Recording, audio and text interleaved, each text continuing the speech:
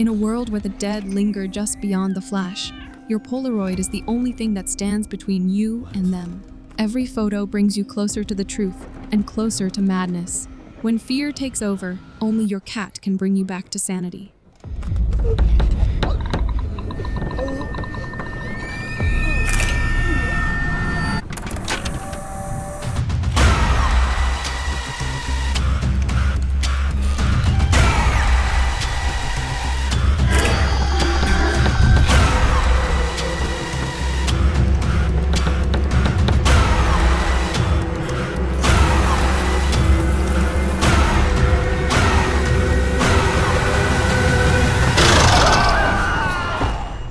Wishlist now on Steam. Releasing February 2nd, 2026.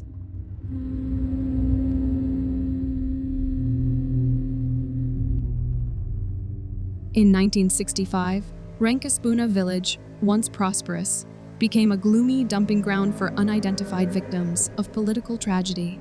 A year later, in 1966, a woman sought to restore Rankaspuna, but her efforts demanded fetus sacrifices. Most villagers fled, leaving the site. The remaining few called it the village of the dead fetus. In 1989, a shaman named Itto touches a woman's face, and then slowly moves her hand down to her stomach, and the scene cuts here. After a while, Rini arrives with her child and asks the man, "Has it started yet?" And as he nods, she immediately goes inside, leaving her child, Gunna, outside. She apologizes to Itto for being late, and then prepares for a ritual. The woman tells Itto that she is scared, saying the thought of caring for this baby is haunting her. She says she fears karma, but Itto says karma won't come to those who make sacrifices, assuring her that her life will be prosperous and dignified.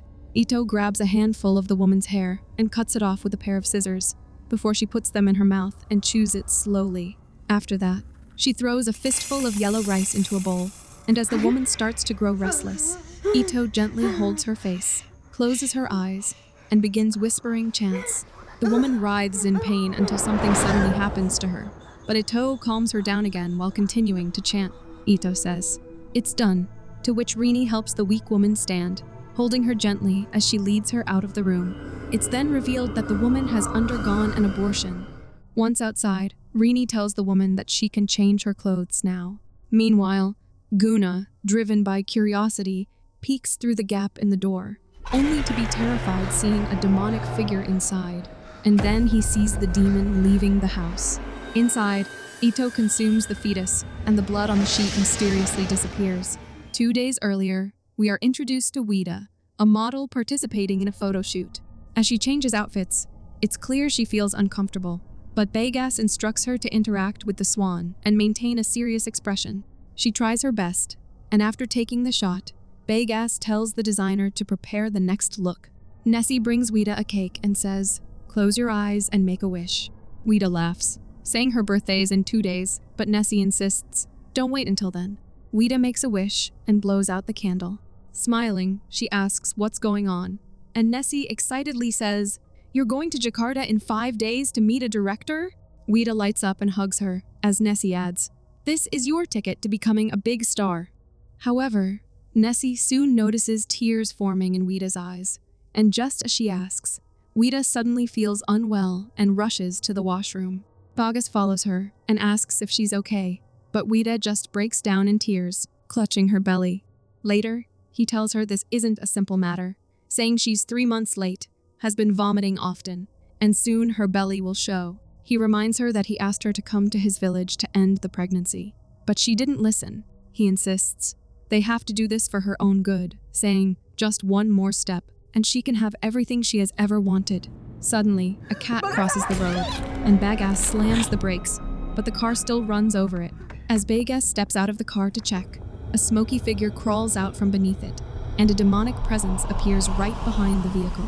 Begas looks under the car but finds nothing there. He then gets back inside, confused, wondering how there could be nothing there. Later, Weda insists she can still pursue her career, and they can raise the baby together, but Begas disagrees, saying no one can know they're dating. Asking, "How will you explain being pregnant out of wedlock to your parents?"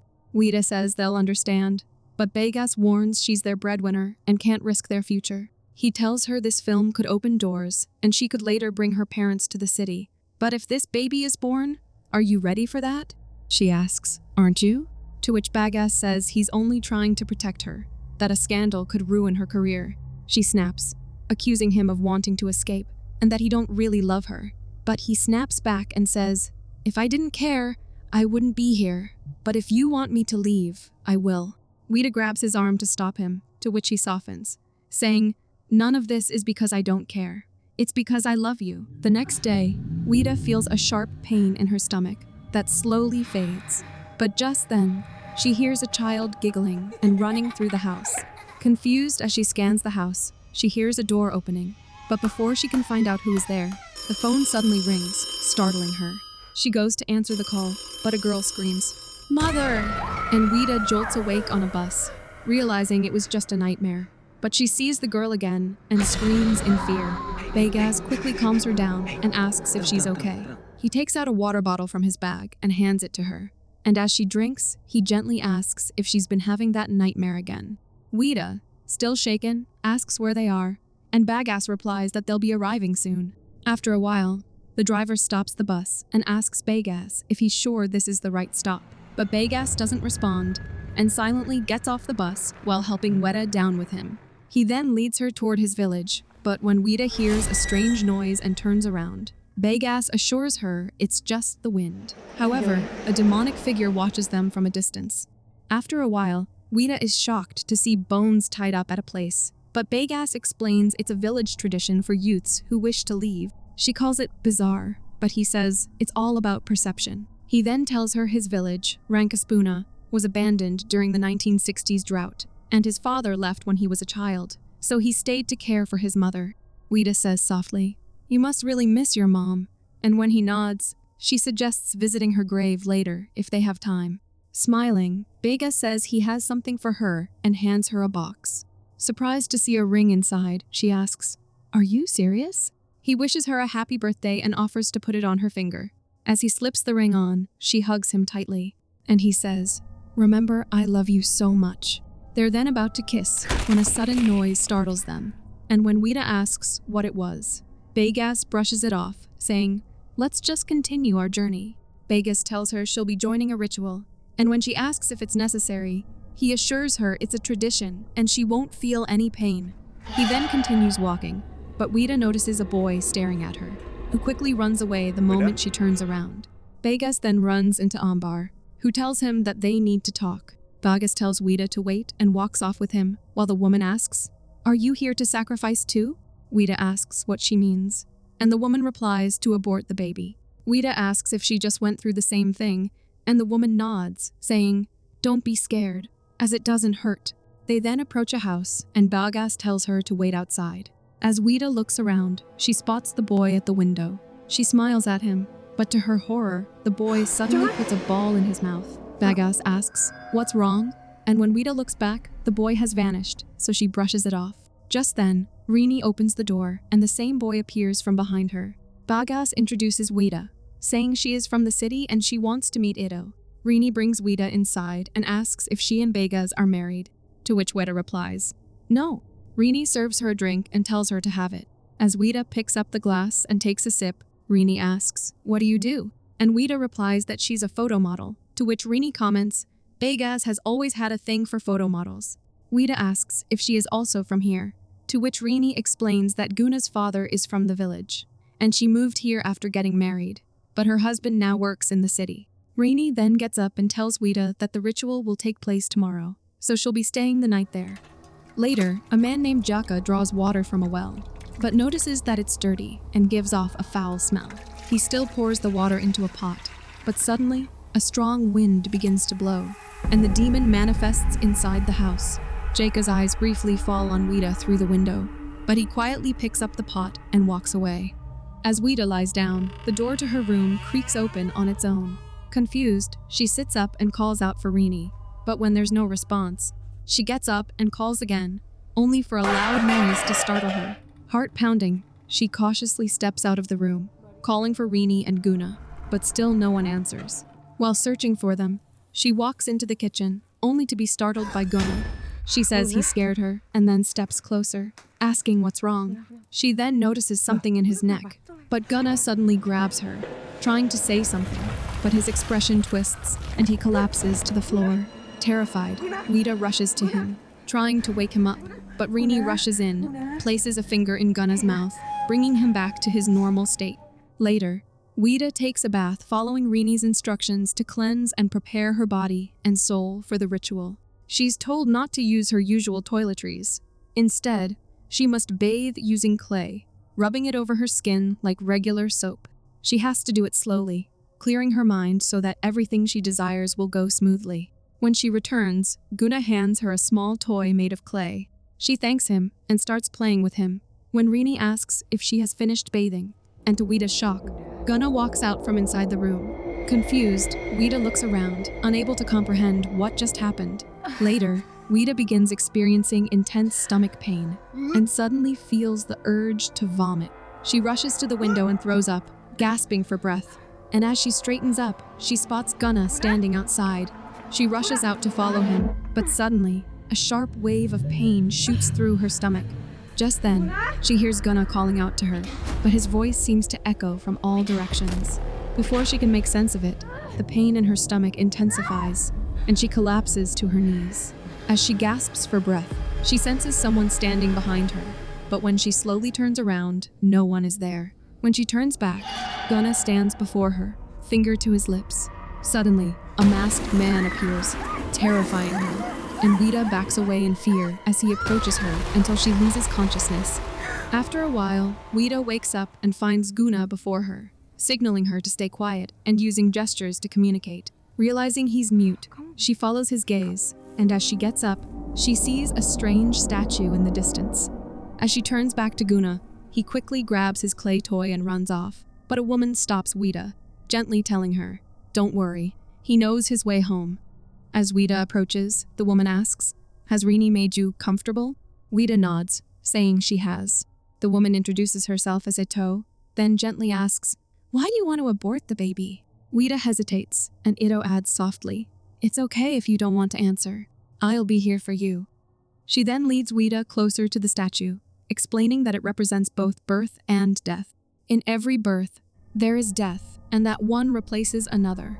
She then gently places her hand on Weda's forehead, saying she's fortunate to have come here. As her hand glides down to Weda's stomach, Weda feels a strange discomfort, but Itto reassures her that they will begin later this afternoon. Then, turning to Jaka, she instructs him to prepare the 3-month ceremony.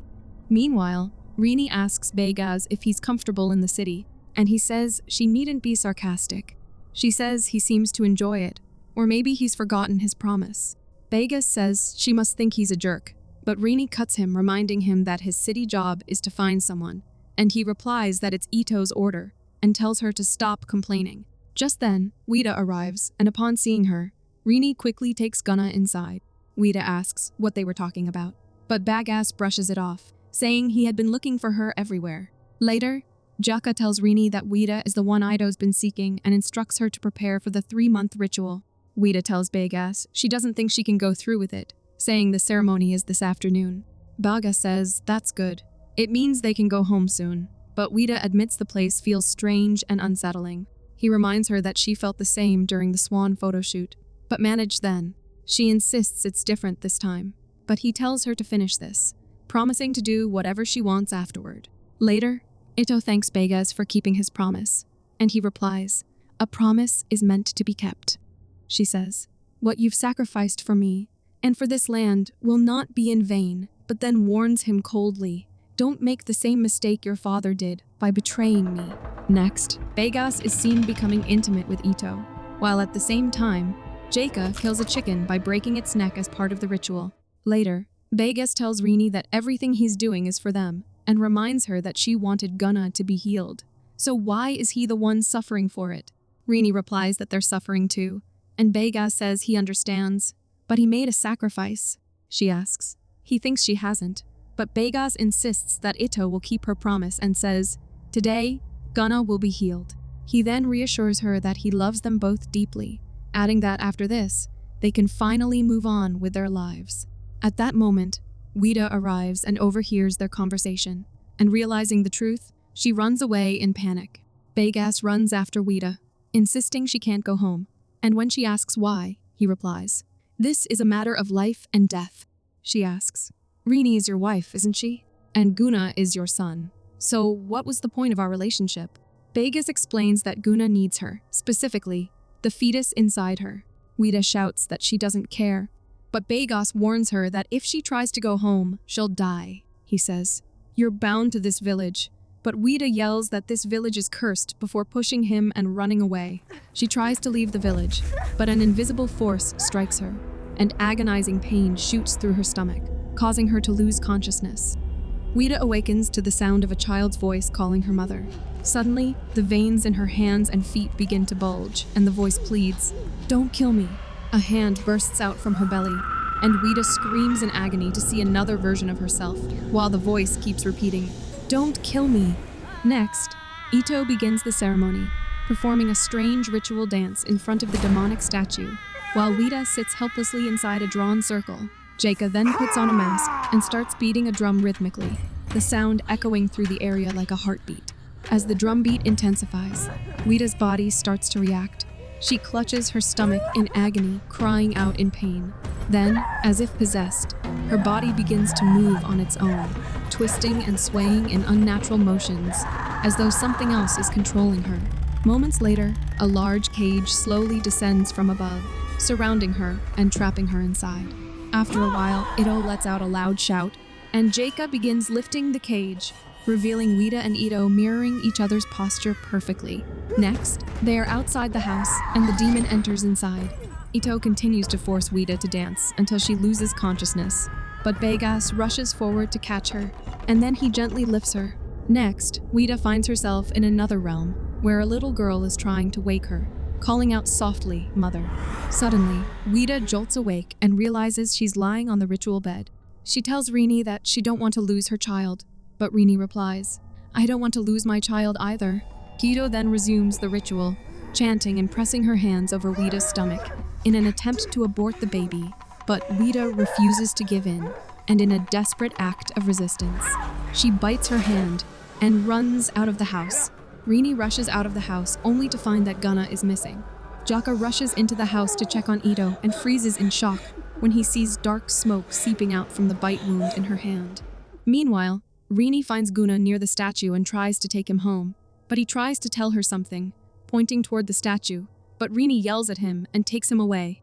Rini brings Guna back home and pleads with him not to run away again, saying it makes her sad. She promises to help him get better, then locks him inside as he keeps banging on the door. Meanwhile, Weda hears the sound of a baby crying, echoing all around her when Jaka suddenly grabs her, covering her mouth. She manages to pull out his machete and swings it at him, only for him to grab her again, telling her she needs to come with him if she wants to survive.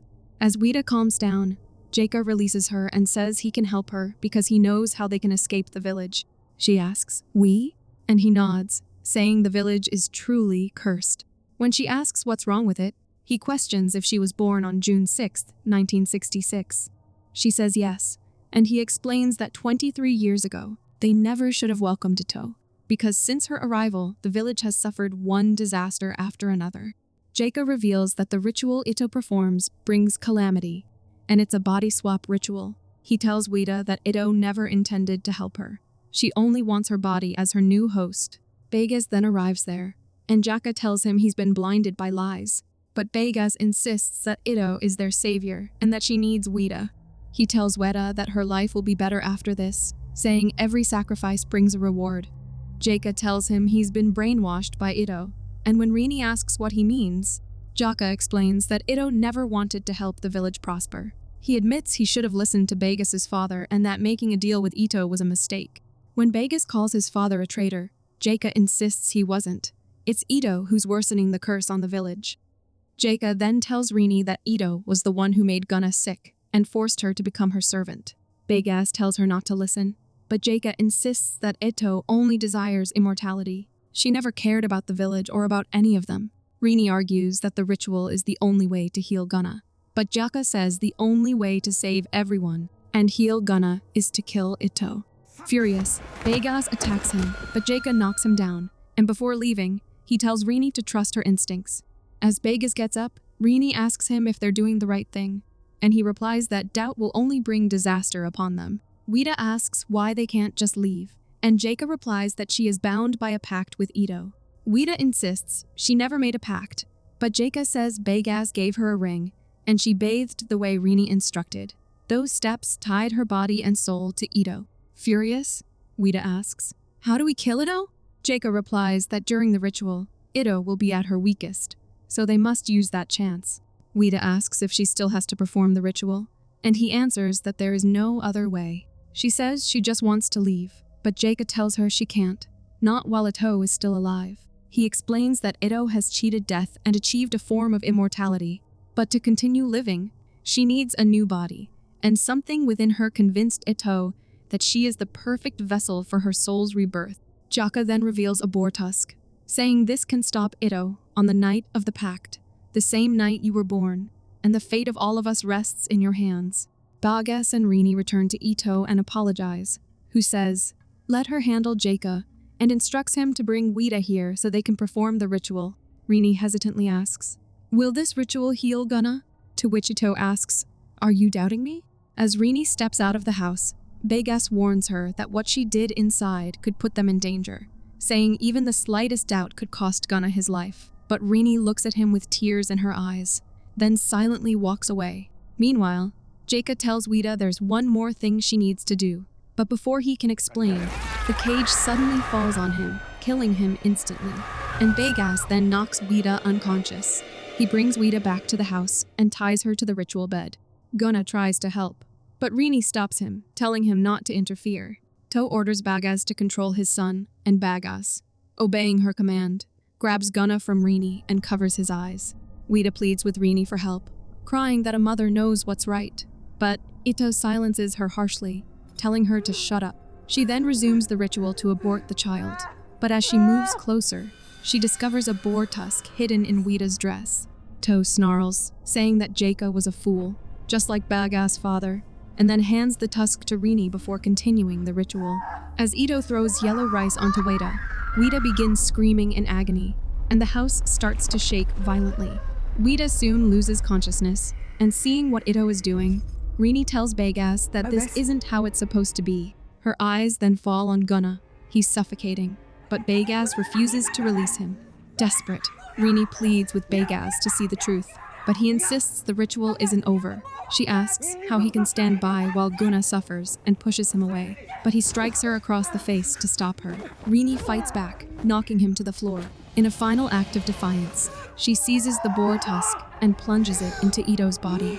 Begas grabs Rini by the hair, shoving her back, and during this, Itto collapses, while Gunna finally wakes up. He immediately goes to free Weda, while Begas strangles Rini to kill her. But Weda slices his throat with the boar tusk, and he collapses on the floor, gasping for breath, before he dies. Gunna then runs out of the house, and as Rini and Weda go after him, the demon enters Itto's body. Gunna rushes to the statue and digs into the ground, pulling out a small pouch. He hands it to Weda and frantically gestures, trying to explain what she must do with it. Weda realizes this is what Jaka meant, but before they can act, Itto appears, approaching them slowly. As she comes closer, she lets out a piercing scream, revealing that she's possessed by the demon. Furious, Rini steps forward to confront her, and Itto immediately attacks, while Gunna urges Weda to open the pouch and eat what's inside. Trembling, she pulls out a still beating heart and hesitates to eat, but Gunna insists, forcing her to take a bite. While this happens, Itto overpowers Rini, but as Weda bites into the heart, Itto turns toward her in rage. Seizing the moment, Rini strikes Itto on the head and then swings the boar's tusk, but Itto recovers quickly and pushes her back. As Itto moves in for the kill, Weda takes another bite, distracting Itto just long enough for Rini to stab her with the tusk, and Itto collapses to the floor. Believing it's finally over, Rini turns toward Weda and Gunna, but Itto attacks her from behind. Enraged and wounded, Rini repeatedly stabs Itto with the tusk, until Rini finally collapses to the ground.